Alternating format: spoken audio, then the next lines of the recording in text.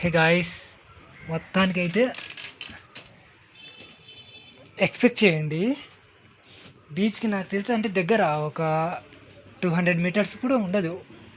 So నేను తీసుకున్న bed అయితే అది, అక్కడ ఫ్యాన్ ఉంది.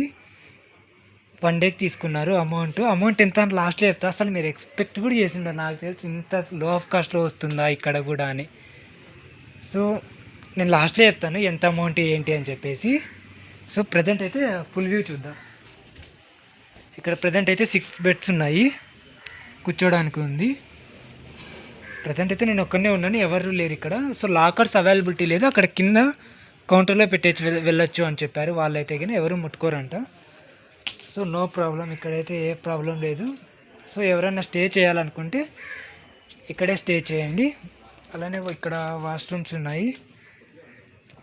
ఇది టాయిలెట్, స్విమ్, ఇంకా రెండు ఒకటే.